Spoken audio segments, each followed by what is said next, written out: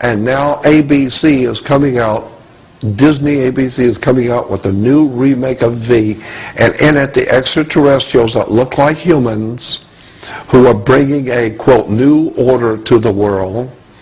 And the pamphlet in the movie is called Dawn of a New Day. I was said, wow, I cannot believe how overwhelmingly obvious this secret symbol is now becoming. And that's why I want to do this video on it. But were you told more about the movie, more about, you know, where they're going with it? In other words, I'm assuming you haven't seen it. No, I haven't seen it yet. But I watched the other ones so many times. And the other ones, if you remember in the original, the visitors, they were wonderful people. They were very gracious and charming. And then remember the lady who was in charge of the visitors, she was the highest ranking. She went into a room and pulled off her face. It was a reptile alien. Yes. I personally, I brought David Icke to America. He was in America because I brought him here personally. Yes. And so I'm saying that I am totally convinced, beyond a shadow of a doubt, for myself, that there are such things as reptile aliens. Though I have never seen one, thank God, but I totally believe they're here. Not because of David Icke, not because of Crito Mutwa, who I love listening to, a wonderful, fascinating man. David Icke has done great stuff. But I believe there are reptile aliens here because of my own personal research. I have been in the company of at least 8 people over the past many years, 8 different people.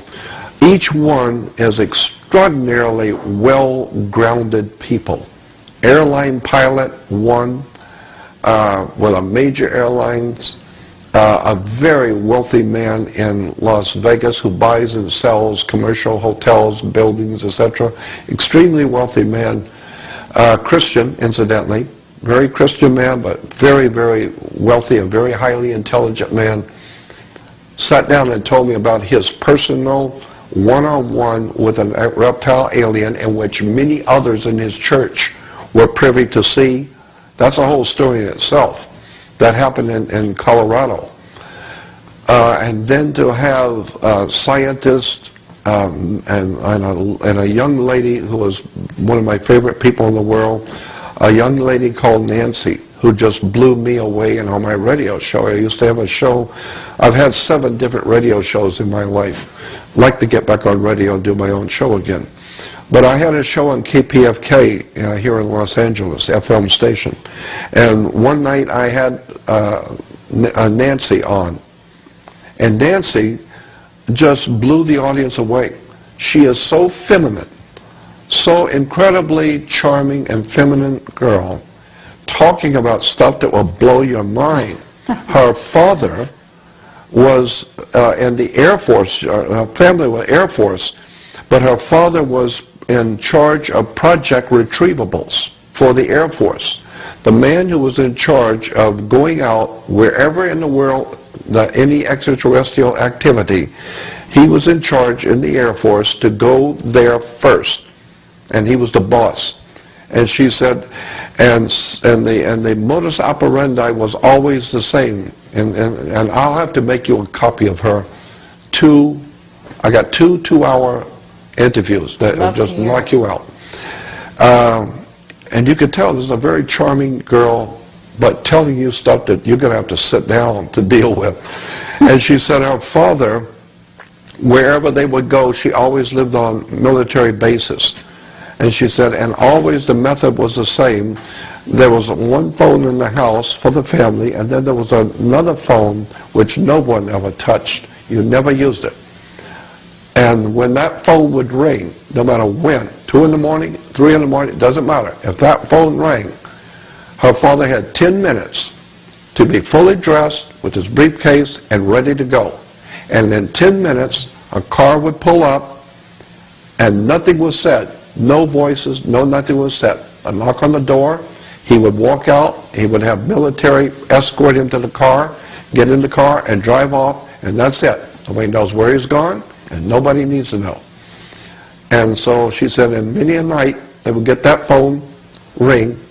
He would get up, dressed, briefcase, ready to go, and they would take him somewhere in the world where something has just happened, and the Air Force was sending him to see what just happened, and they're in charge. And she would tell me the things that her father, especially her mother, she said the father would never tell her anything when she was a child, but the mother would tell her later on in life. She told me an experience that just blew my mind about a reptile alien, and you really have to hear it from her. But she basically, the story, and it's so fascinating, I got to tell you. She said her father would never allow her to be left alone in the house ever. When he would go off during the day, they live on base. They live on base. Doesn't matter. When he would leave the house, immediately military would come and guard all four corners of the property. They would sit there in cars and guard while he's gone. Anywhere. If he went to the market or whatever, they would be guarding the house. And he would never allow her to stay at home by herself. And so she said one night, and you'll hear this interview, she said one night, it wasn't on base, they were here in Los Angeles somewhere, and she said that her mom and dad were going next door to a party next door, and she asked her dad if she could stay, and she was like 13, 14 years old, and he said no, absolutely not. So she talked to her mother, and the mother talked to the father, and got him to agree that she could stay home. And so she said, so for the first time in her life, she was actually going to be alone in the house by herself. And she said, so she was in a bedroom, she said, combing her hair, and she had a mirror that she could see her closet. And the closet had French doors. And she said they were closed, partially closed, and it wasn't too well lit in the room. She said she was combing her hair, looking at the closet door, and all of a sudden the closet door opened up, and a reptile alien stepped out. And she said he had to bend down to get under the header, and he stood up. She said it was a full-grown man, extremely muscular, but it was a reptile body, reptile alien head. And she said this thing looked at me, and I'm looking at it in the mirror. And she said he started moving toward me without moving his legs. He was just floating toward her, slowly. And she said, I felt like it was like coming up on a fly.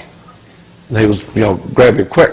And she said she jumped up and screamed and ran down the hallway, ran into the bathroom, locked the door, opened the window, and started screaming. Of course, everybody in the neighborhood heard. She said, and when I heard, and this reptile alien, she said, came down the hallway, and I could feel that him walking because he was so heavy. And he was scraping on the door, growling like a dinosaur growl, scraping on the door. And she said then when her father and the neighbors come running up, they opened the door. When they come running up, they were yelling outside. This reptile alien ran back down the hallway into her bedroom and disappeared.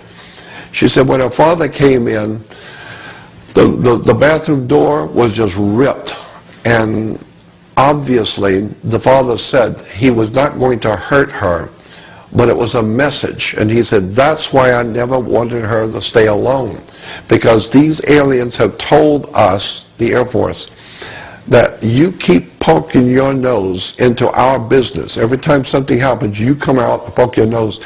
So we just want you to know, the next time something happens and you poke your nose into our business, while you're out here poking your nose into our business, some of us are going to come visit your daughter. So you need to stay home and stay out of our business. And so he said, so that's why they always had military around anytime he left. And so when she was telling me this story about other reptile aliens, and of course I've heard it from so many legitimately important people, I have to believe that there is something to this story. I have personally not seen one, but I don't want to. But I've seen enough to know that there are life forms on this earth which are not from here. I've already seen too much to know that. My experiences have been extraordinary, as I said. 36 major experiences I've had in my life where I've dealt with other world phenomena.